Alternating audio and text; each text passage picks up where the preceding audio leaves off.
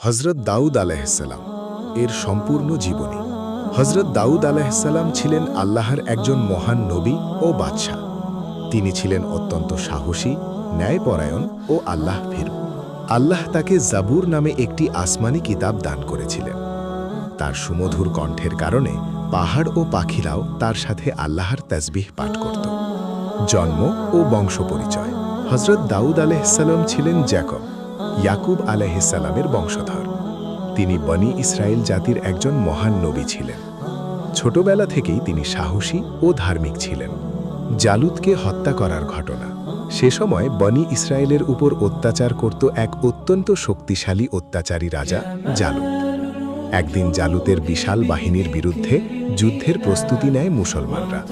সবাই জালুতকে ভয় পেত, কিন্তু তরুণ দাউদ আলাইহিসসালাম আল্লাহর উপর ভরসা করে যুদ্ধে অংশ নেন। যুদ্ধের ময়দানে দাউদ আলাইহিসসালাম একটি গুলতি দিয়ে পাথর নিক্ষেপ করেন। সেই পাথর জালুতের মাথায় আঘাত করে এবং জালুত নিহত হয়। এই বিজয়ের পর আল্লাহ দাউদ আলাইহিসসালামকে রাজত্ব ও নবুয়াত দান করেন। আল্লাহর বিশেষ নেয়ামত।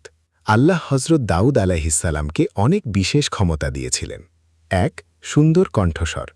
তিনি যখন আল্লাহর প্রশংসা করতেন তখন পাহাড় ও পাখিরাও তার সাথে তাসবিহ পাঠ করতেন। ২. লোহা নরম হয়ে যেত। আল্লাহ তার জন্য লোহাকে মোমের মতো নরম করে দিয়েছিলেন। তিনি হাত দিয়ে সহজেই বর্ম তৈরি করতে পারতেন। ৩. ন্যায় বিচার। তিনি ছিলেন একজন অত্যন্ত ন্যায়পরায়ণ বাদশাহ। মানুষের বিচার তিনি সত্য ও ন্যায়ের ভিত্তিতে করতেন। জাবুর কিতাব। আল্লাহ জাবুর নামক আসমানি কিতাব দান করেন হজরত দাউদ আলাইহিসসালামকে। এতে আল্লাহর প্রশংসা, উপদেশ ও ইবাদতের বাণী ছিল। ইবাদত ও জীবনযাপন। হজরত দাউদ আলাইহিসসালাম খুব বেশি ইবাদত করতেন। তিনি একদিন রোজা রাখতেন আর একদিন বিরতি দিতেন। রাতের অনেক অংশ তিনি নামাজে কাটাতেন। নবী মুহাম্মদ সাল্লাল্লাহু আলাইহি ওয়াসাল্লাম বলেছেন, আল্লাহর কাছে সবচেয়ে প্রিয় রোজা হল দাউদ আলাইহিসসালামের রোজা। মৃত্যু। দীর্ঘদিন রাজত্ব ও দাওয়াতের কাজ করার পর হজরত দাউদ আলাইহিসসালাম ইন্তেকাল করেন। তারপরে তার পুত্র সলোমন হজরত সুলাইমান আলাইহিসসালাম নবুয়ত ও রাজত্ব লাভ করেন। হজরত দাউদ আলাইহিসসালামের জীবনী থেকে শিক্ষা।